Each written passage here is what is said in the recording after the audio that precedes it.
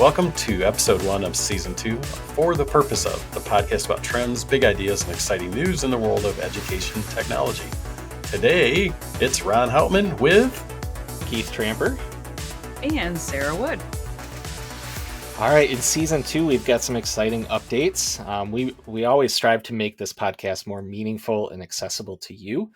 So we are trying to intentionally shorten the podcast a little bit and make it a little more to the point, so it's easier for you to listen on a drive home or drive to work.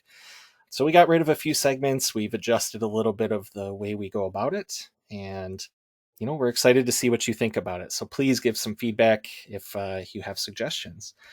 As always, we need to justify the time and effort that we put into this work. So if you like the podcast and find it worthwhile, we hope that you'll share it with some of your friends or colleagues.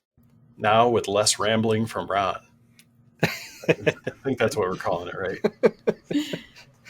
So today we'll be talking about kind of gearing up for going back to school, as well as some Ron's rambling about keynote speakers, which I'm really excited to hear about. So our intro question to kind of get us kicked off here is, what is the last recipe you've made? And I guess I'll start off with, I'm big on the hashtag TikTok taught me right now. And I made this rice and beef and onion casserole thing, and it was amazing. It was so good because I probably put tons of cheese and fried onions on top. So probably not the healthiest, but amazing. Highly recommend. Through the summer, my wife and I spend a lot of time in our garden. We have a couple gardens in the backyard, and our cucumbers all came in all at once. So we had just this overabundance of cucumbers. So yesterday we spent all day pickling. We made pickle spears. We tried dill pickle relish because I feel like you can never find that at the store. And we made my grandmother's special bread and butter pickles, her old recipe that I haven't had in many years. So all in on the pickles right now. Ron, how about you? How do you keep the woodchucks out of your pickles? That's all we have. I can't put anything in the backyard because we have this horde of woodchucks that shows up. So the garden has been decimated this year already, along with the hostas because the deer. So I think they all treat it like my yard is a salad for them, which is fine. But squirrels are my nemesis. Oh yeah, I got those little guys too. I like them. They entertain the cat and me. So my last recipe that I made, because I'm trying to maximize the food budget, was Mississippi pork roast, which is in the Instant Pot, which makes everything really easy. You take the pork roast, you dump it into the Instant Pot, throw a bunch of pepperoncinis in it, stick of butter, if you want to do it that way, or a Philadelphia cream cheese block. Throw it in there, let the Instant Pot do its thing. And I have a secret about how to shred pulled pork or chicken. Mostly pulled pork, it works really good. You can put it in the KitchenAid stand mixer with a beater. And I learned that about 2 years ago. It's like, this is life-changing because I don't have to sit around and shred it with forks. It is a game changer. We have some Wolverine claws too. Oh yeah, Wolverine claws would be great. Yeah. That's what it is, and that lasts for a long time too, because you can make a million things out of it. But I really want to get on this list of pickles. I don't know how I get on the list. I'd probably just have to provide my own jars. Is that right? You might have to provide a little bit of blood, sweat, and tear too. Okay. Not in the jars, but yeah. Yeah, that'd be gross. That'd be a new breed of pickles, I think. All right, so let's head into our big topic for today, and that is, what are you thinking about as we plan to head back to school this year? Sarah? So when you say that, it makes me think of our last virtual make and take that we have going for the summer session right now. And that's all about classroom cribs. Think old school, like MTV cribs, and kind of showing off your space. And what I love about that concept is just inviting your students and their families into your space, which will be their space, even before the school year starts. I think especially for littles, it relieves a lot of anxiety, but also gives you a chance to show off all the hard work that you put in over the summer, creating, organizing. Doesn't need to be Pinterest perfect, but even if you are a minimalist, there's still a lot of pride that goes into it. Ron, how about you? I think the biggest one I'm thinking about is every year as a teacher, how quickly everything gets away from you if you don't create a buffer or plan for things. So my at the minimum would be, about 3 weeks worth of classwork that students might do and have that prepared and ready to go. But besides just having paper dead tree versions of it, I am still to this day standing on my box of Atna Puffs, which is acronym about all teachers need a place for their stuff. To me, I think it's so critical to have at least 3 weeks ready to go in an online platform someplace. So if it's in Google Classroom or Schoology or Moodle or wherever it is that you might be putting it, just ready to go. And I think even before that, I would certainly want to have a welcome to my classroom video that I would send out a week ahead of time if I've already got a class list and I've got some way to connect with parents, just so they know who I am. If they've not ever had me as a teacher before, give them some ideas about the expectations that I have and get some excitement about that. I'm looking forward to having those kiddos in the class. What do you think, Keith? Yeah, I totally agree with you. I call them virtual classroom tours, like the opportunity for a teacher to just like pick up your phone and just do a selfie video. Hey, I'm so excited to see you this year. Here's a quick tour of my room. Here's all the places you can see. And so you kind of you build that excitement in that community a little bit before your kids ever step in the room. I think that's huge. If you've never done that before, it's definitely worth a shot. See how your students react to that and your parents. It's a great way to start building those relationships early on too. Yeah, for sure. Speaking of that, another way to do it is one of the groups that we're involved in around the state is Playdate. And for all the Playdates, we have something called a roll call, which is essentially like a Google slide that's editable to everybody.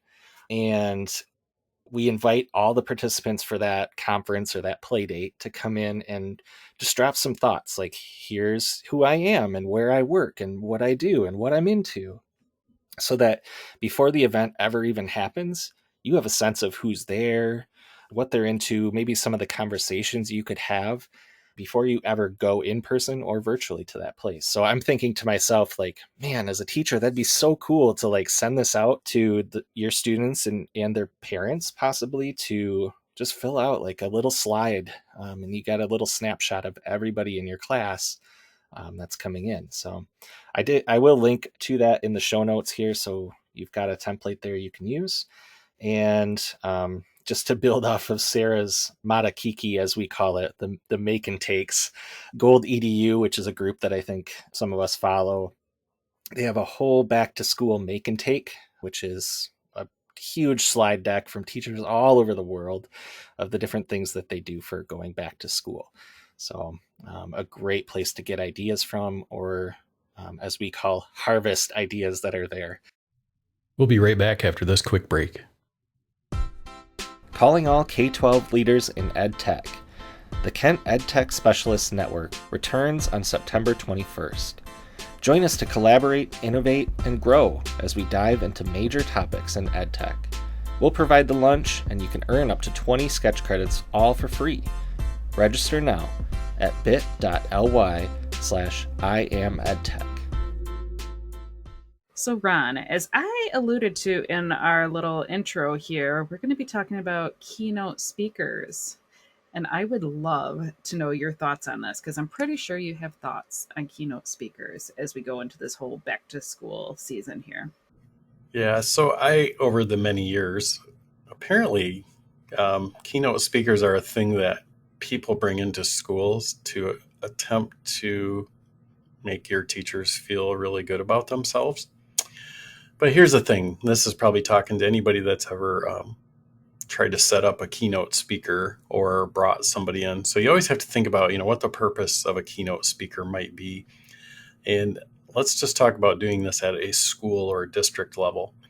I think we're kind of post keynote speaker in that world right now for the time being, because many times, the keynote speakers that we might hire to bring into our schools don't know who we are, don't know who our students are, don't know what we need as teachers.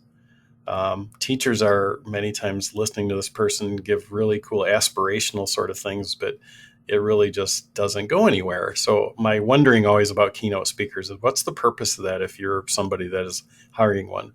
If you're there trying to motivate your teachers or to get them excited about school, I think there might be better ways than paying somebody, $4,000, $5,000 to come in and give a 30-minute aspirational speech. I think you could look, instead of, going across the United States, I think there's plenty of people that are in your own backyard that you could use to do this, and we'd probably do it at a much lower cost, maybe even a gift card to the Panera or Starbucks. But I've been looking through, and this is the weird part about Ron, I go look through school board reports every once in a while from places, and I see the expenditures that on keynote speakers. And I'm not lying when I tell you they're $3,000, $4,000, $5,000 plus travel expenses to come in and give a 1-hour speech. I guess I would just wonder, why we might want to do that when there's maybe your own staff could actually talk about what they're going to do this year and get your own staff excited. So one of my thoughts as I just think about, spending money and time. I have to say, I agree with you. I think as teachers are coming back to school, I find it rarely do I hear a teacher say, "Oh my goodness, I'm so excited to sit in a chair and listen to a keynote speaker," when I have 6 to 8 hours, if not more, of things that I would like to do in my classroom. And what, to your point, like, what are you walking away from it? And I'll steal a little Ronism here, that sometimes I feel like they're great speakers. You walk away feeling good about yourself, and you feel like, you know what, that was a decent hour. I'm not mad about it. But they're more of what Ron would call as an edutainer, and the fact that you were entertained, but you don't necessarily feel professionally developed at all, because there were no necessarily stated objectives or anything as to why they're doing it, or that person kind of loosely relates to something that your district is going to be working on for that year. Doesn't mean they're not good. It just kind of goes back to, like, the name of this podcast, for the purpose of, why are they there? Is the purpose to motivate? Is the purpose to have fun? And what is the value in that? When you get your staff all in a room and you've got this precious time, what's the best way to spend that? It's making me think, why aren't we spending more time like building that community and leveraging each other, kind of like what Ron said, with finding those people that are within your community that can motivate. I think that spending that time to build the community is really important, and maybe that's a better way to spend your time. And I'm also I'm hearing too, like, Ron is available for hire if you need a keynote speaker. That's exactly what I took away from that. Exactly. What's funny is I've done it before, but I have talked about preparation of class and thinking about kids and things like that, but not just telling the funny story. So I always think, in school-based keynotes, to me, it's all about making sure that staff are fully prepared, ready to go, and know everything they need to do. If I'm going to a conference, I absolutely expect a keynote, because I'm there for entertainment at any conference. That's the purpose of it. But for getting a school year, motivation, I want to know what my administrators are going to do to support me in my classroom this year. I want to hear from them what they're promising to do and what they're actually going to follow through and do for me, so I can help my students, instead of telling me 3 weird stories and showing me a TikTok video on a giant screen. But it could be a TikTok about a beefy, cheesy rice recipe that will change your life. I'm sure it will. But then, I think we've all been in the auditorium someplace where it's like you're whispering to your friend next to you. It's like, I wish I could have that half hour back in my life, because I got so much stuff to do. So with everything, it's intentionality, right? Just always think about, what are we doing to help our educators be successful, especially coming out of, 2.5-ish years of just unbelievable work that they had to do, stress and things like that. I think, again, the time for the keynote is not in my school. I think the time for the keynote is at a conference that I might go to. Okay, that's it for this episode of For the Purpose of Podcast. We hope you like the new format. We'd love to hear back from you. So if you could tell us what you liked and didn't like about the format, and maybe your tips for heading back to school. We'd love to hear those, and we might include them in our newsletter. And our newsletter is a great place to get information from us, and you can always email us to get on that list if you're not already on the list at edtech@kentisd.org. To get more information and links that we discussed today, and to check out Sari's beefy rice and cheese and fried onions casserole recipe, you can check out our show notes and head over to bit.ly/IAMEdTech. That's IAMEDTECH. And we'd be grateful if you'd subscribe to the podcast. If you haven't already subscribed, share it with a friend. So we'll catch you next time on For the Purpose of. This podcast is a service of Kent ISD. It's produced by Ron Houtman, Sarah Wood, and Keith Tramper. Our theme music is Neon Nights by Scott Holmes Music, and our ad music is Vienna Beat by Blue Dot Sessions. Is that a maki-taki? Oh, it is a marakiki. Maki... What? Huh? Mommy makes mashed potatoes. Tell me about your garden. How does your garden grow?